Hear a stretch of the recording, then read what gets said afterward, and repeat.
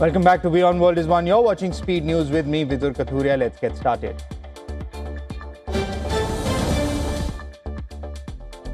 Iran publicly rejected a core US demand to seize all uranium enrichment, combining dual strategy of cautious diplomatic engagement with reinforced military readiness.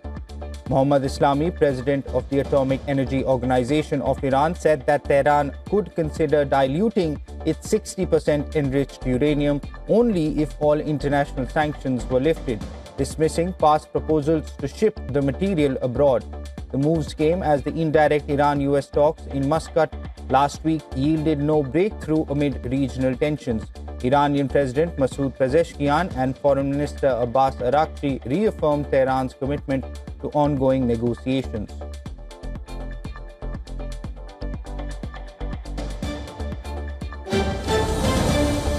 Amid continued crackdown on protesters, Iran has stepped up its arrests of perceived critics while pursuing a potential diplomatic opening with US.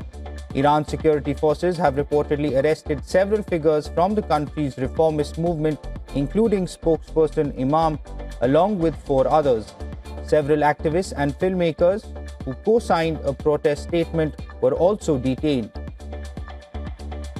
Meanwhile, Iran's government has branded the nationwide protests as riots fueled by Israel and the US.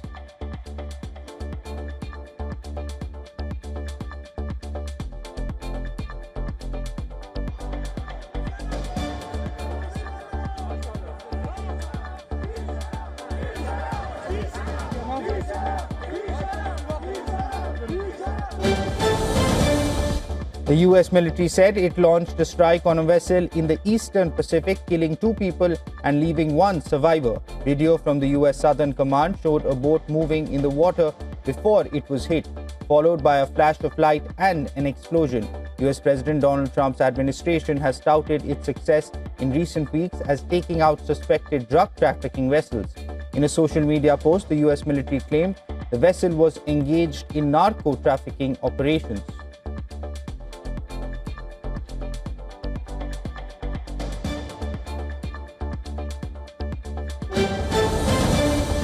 China has dismissed US allegations of secret nuclear explosive tests, calling the claims outright lies. Beijing has accused Washington of using the issue as a pretext to resume its old nuclear trials.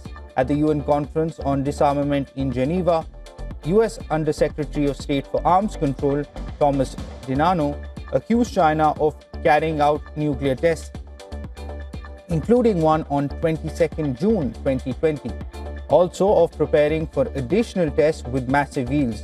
China had already rejected joining disarmament negotiations at this stage, reportedly urging Washington to immediately stop its irresponsible actions.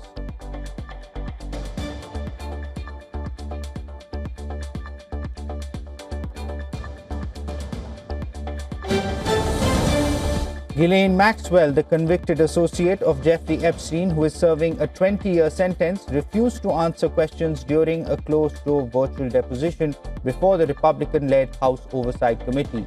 Invoking her Fifth Amendment right against self-incrimination, Maxwell declined to respond to inquiries about possible co-conspirators and men who may have settled with Epstein's victims, leaving lawmakers frustrated and without new information.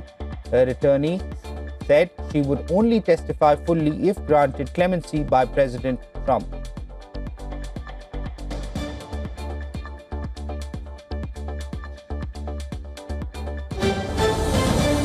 Venezuela's government released several prominent opposition members from prison, including one of the closest allies of Nobel Peace Prize laureate Maria Corina Machado, after lengthy politically motivated detentions.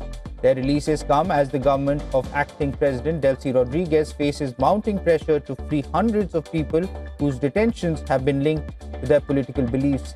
They also follow a visit to Venezuela of representatives of the United Nations High Commissioner for Human Rights.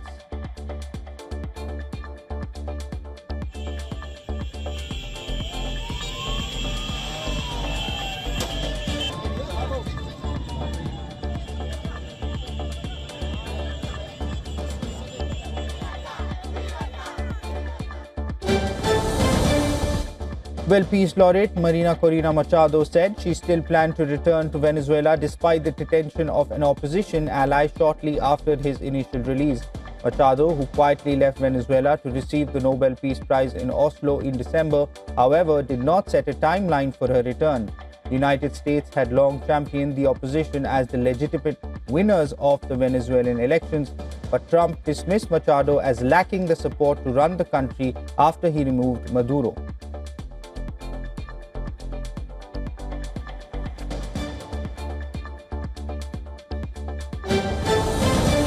Cuba is facing its gravest crisis in decades as fuel shortages, blackouts, and sanctions bring life in the island to a standstill. Emergency measures have been effected to conserve fuel as supplies dwindle under U.S. economic pressure. The government has closed universities, reduced school hours and the work week, cut public transportation, and limited fuel sales. Cuba warned international airlines that jet fuel will no longer be available on the island. According to a notice to aviation, the shortfall is set to last from February 10th through March 11th.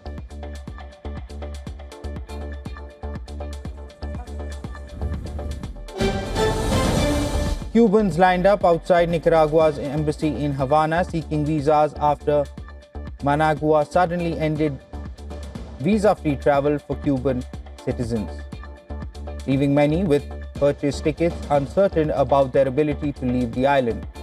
The Nicaraguan Interior Ministry announced the policy change requiring ordinary Cuban passport holders to apply for visas via email from anywhere in the world at no cost. Without explaining the reason for the reversal, the measure eliminates the visa waiver that had been in place since 2021 to promote tourism and humanitarian family relations between the two countries.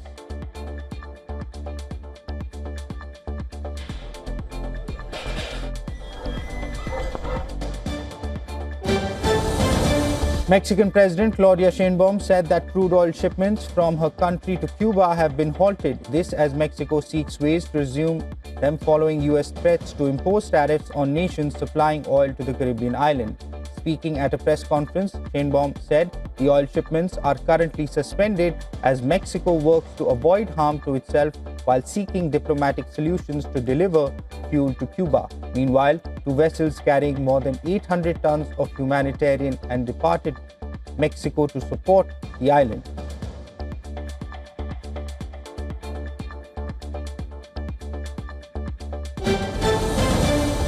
An Israeli strike hit a residential area of Gaza City, causing casualties and injuries. Emergency crews transported casualties in ambulances. The witness questioned the prospect for peace, expressing anger towards Israel and the United States.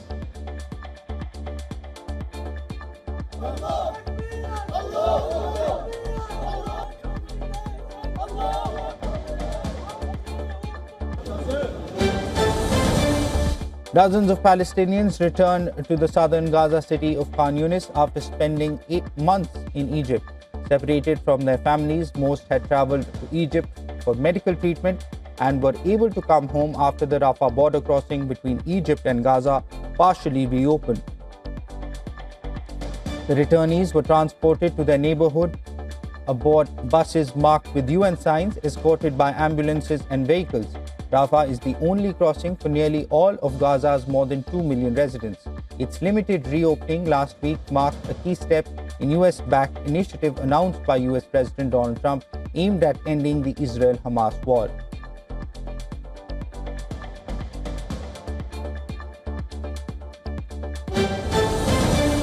Ukrainian President Volodymyr Zelensky praised emergency responders and railway workers for keeping the country functioning under new daily Russian strikes.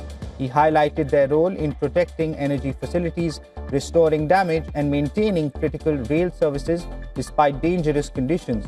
In his nightly address, Zelensky also said Ukraine must intensify efforts to strengthen its position in the war, citing progress on improving access to Starlink systems and calling for faster, reliable delivery of drones and other equipment to frontline troops. The 4-year war has fueled a boom in Ukraine's defense sector.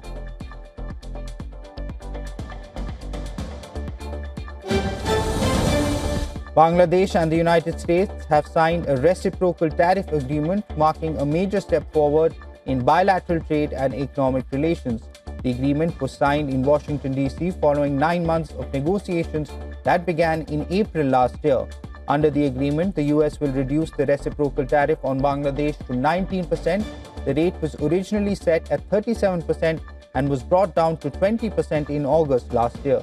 The agreement received approval from Bangladesh's Council of Advisors earlier today and will come into force once formal notifications are issued by both sides.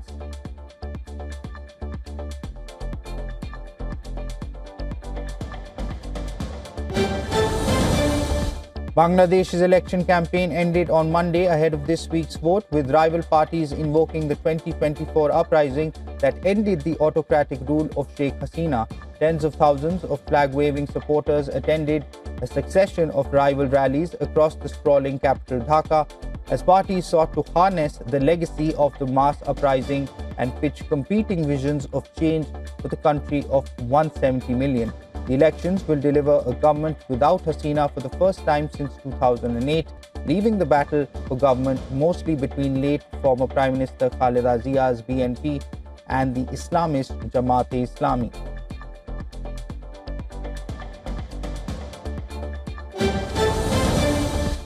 A fire at a key oil refinery killed one worker and injured 6 others in northern Iraq. The fire erupted at an upgrading unit in the Beji refinery, once the country's largest oil refinery in Salahuddin province. The Iraqi government security media unit said that firefighters had extinguished the fire. The explosion was reportedly caused by a technical malfunction.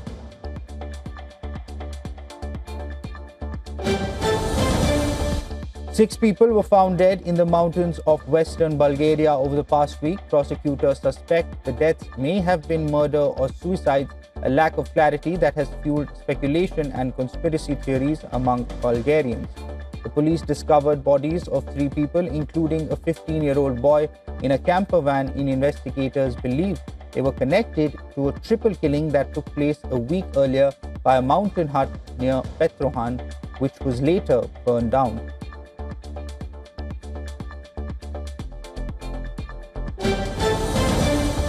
President Donald Trump said he would start negotiations with Canada over a bridge project to connect Michigan and Ontario, threatening to block its opening until the US was given adequate compensation and owned half of this asset.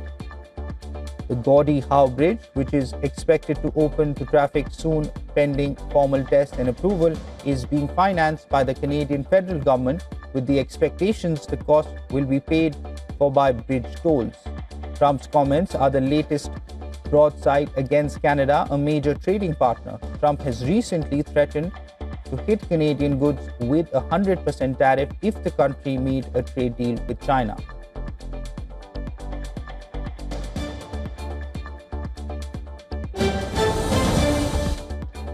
Drone footage shows the flooded banks of the Guadalquivir River in Jaén province, southern Andalusia, after a series of storms swept across the region. Torrential rains and high winds left fields submerged and caused millions of euros worth of damage to crops as Spain and Portugal brace for more extreme weather.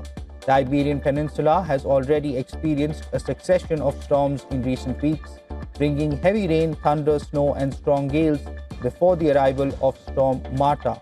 More than 11,000 people have been forced to leave their homes in Spain's southern Andalusia region, while nearly 170 roads have been closed across Spain. An Emirati farmer has transformed a remote mountain area of Ras Al Khaimah into a flourishing flower farm, drawing visitors to thousands of blooms that have survived the UAE's harsh climate. The farm opened to the public in 2020, featuring about 50,000 flowers across more than 25 varieties not commonly seen in the country. The UAE is largely arid, with desert climate conditions and limited arable land, but some northern Emirates have historically supported agriculture due to mountain runoff and cooler winter temperatures.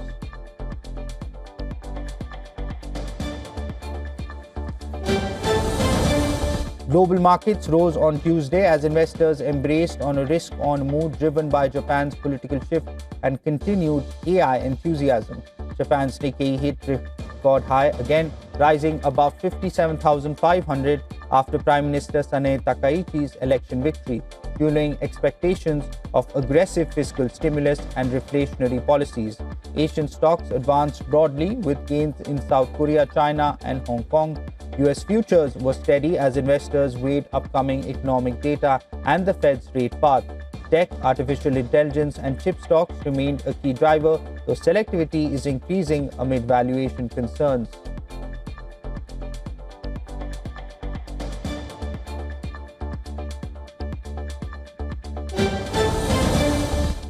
Gold prices declined on Tuesday before retreating to above $5,000 an ounce as heightened market volatility persisted following a historic rout in precious metals. The metal struggled to find a clear direction after sharp swings from recent record highs, prompting profit-taking and nervous trading. Silver also struggled to stabilize after sharp swings. The white metal traded above $82 per ounce. Silver underperformed gold while weighed down by its stronger ties to industrial demand and broader economic uncertainty. Investors remained cautious amid choppy global markets and uncertainty over macro conditions, even as some dip buyers emerged. Traders said technical pressures and thin liquidity continue to drive price moves. Overall, volatility in precious markets reflects ongoing market anxiety rather than a shift in long-term fundamentals.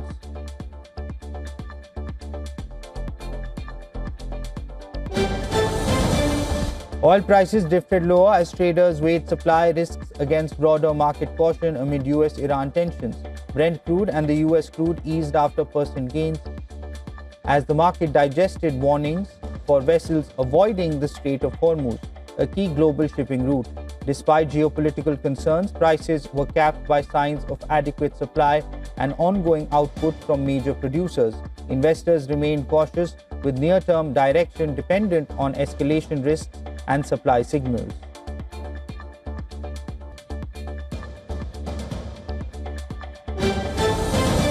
A landmark trial against Meta Platforms and Google kicked off in Los Angeles with a California woman alleging Instagram and YouTube were designed to be addictive and cause serious harm to her mental health. Plaintiffs' lawyers argued the companies knowingly targeted young users and ignored risks linked to depression and suicidal thoughts. Meta and Google denied the claims, saying other factors were responsible and citing safety measures. The case could set a precedent for thousands of similar lawsuits.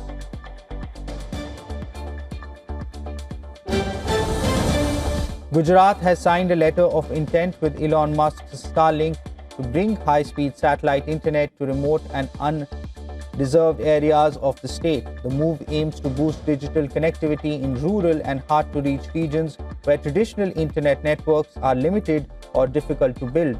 Under the plan, satellite internet will support government services, schools, health centers, and disaster response systems in remote locations. Officials say the project will help improve e-governance, education access, and digital services across tribal and border regions. China's electric car maker NIO has announced a massive recall of more than 2.46 lakh vehicles over a software issue that could pose safety risks. The recall covers ES8, ES6, and EC6 models built between March 2018 and January 2023. After reports of screen blackouts in the instrument cluster and central display, regulators say the glitch could temporarily disrupt driver information, prompting what is now one of the biggest recalls by a Chinese EV brand. NIO plans to fix the issue through remote software updates with service center support for vehicles that cannot be updated over the air.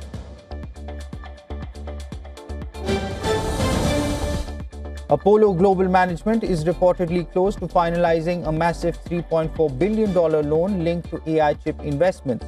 According to a report by The Information, the deal involves an investment vehicle that plans to buy high-end NVIDIA chips and lease them to Elon Musk's artificial intelligence company xAI. Reports say Valor Equity Partners, a longtime backer of Musk's ventures, is helping arrange the financing deal. The move comes as big tech firms are expected to spend over $600 billion this year on advanced chips and AI data centers.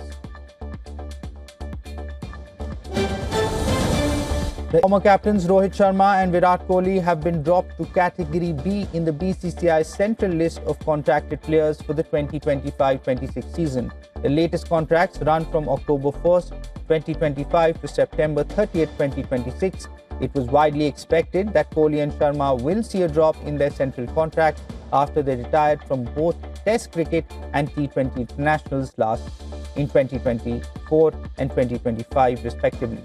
To be part of the topmost category, a player needs to play in all three formats and hold an important role. So this year, BCCI's topmost contract grade A has been given to three players: Test and ODI captain Shubman Gill, Jasprit Bumrah and Ravindra Jadeja.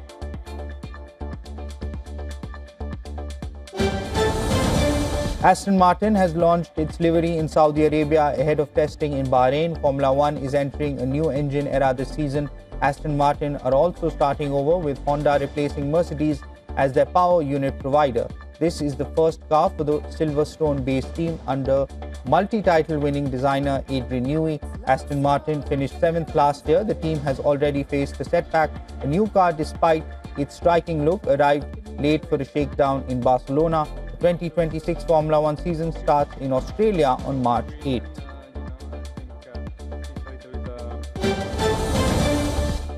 The 41st annual Santa Barbara International Film Festival reached a high point this week with the 2026 Virtuosos Awards.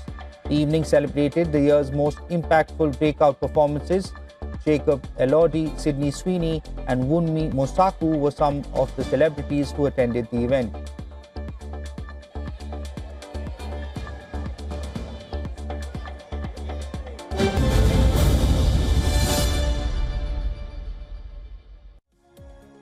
That's it on this edition of Speed News. News and updates will continue on the other side of this short break. Keep watching WION World is One.